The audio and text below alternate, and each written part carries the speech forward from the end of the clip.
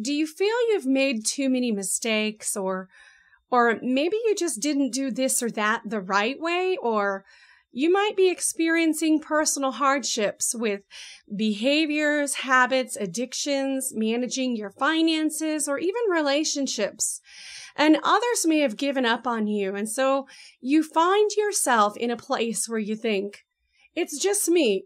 Nobody else cares. Nobody else is here. How can I do this on my own? Well, truth be told, you are not alone.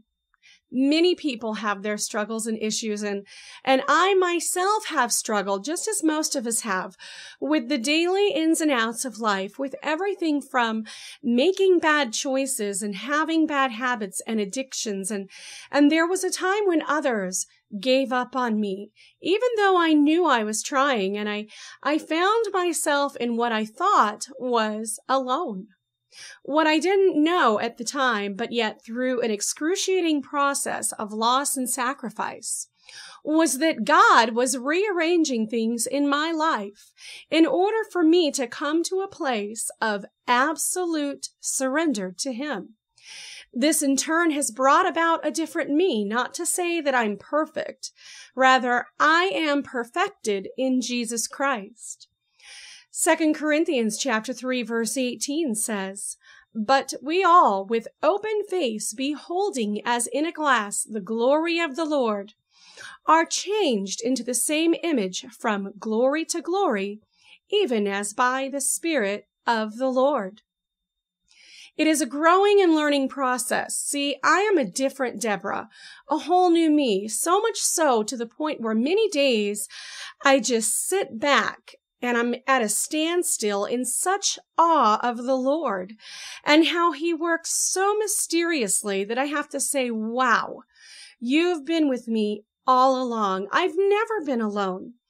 And if it weren't for the grace, love, and patience of the Lord, I would not be alive today to tell you this. So whatever the situation, others may have given up on you because things just didn't happen within their level of expectation or within their expected time frame. And never mind that those others probably weren't even looking at their own issues and were only projecting their lack onto you. However, to change for someone else would be completely wrong. It would be unfair to them and also unfair to yourself, even though at the time them wanting you to change seemed right to them.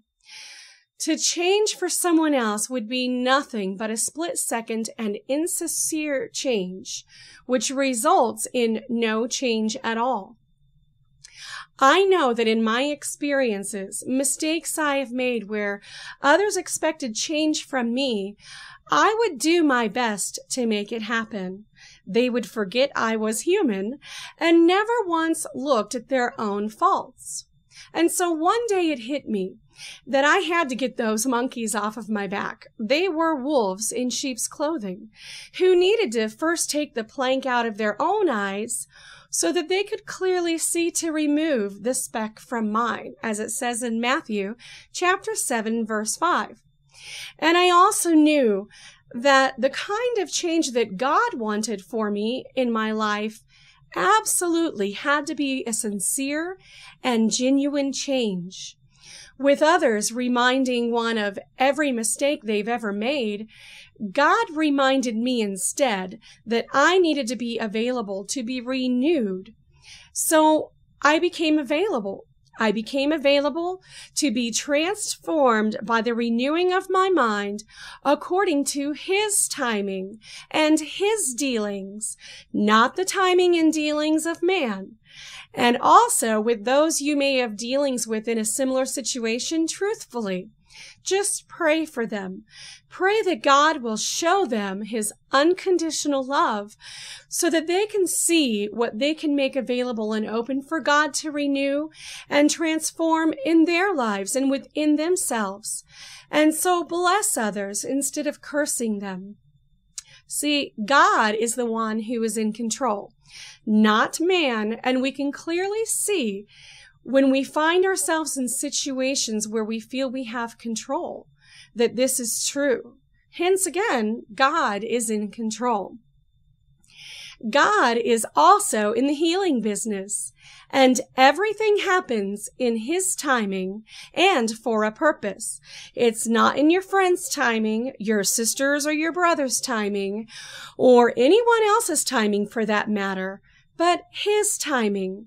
So if you are struggling with personal issues, finances, relationships, addictions, bad choices you've made, I am living proof that God has been with me to walk with me, grow with me, and teach me how to love Him on a deeper level, surrendering those things to Him which I was so stubbornly not doing and I didn't want to get rid of, but previously ended up first having to and finally then actually wanting to get rid of when I realized just how much God loves me.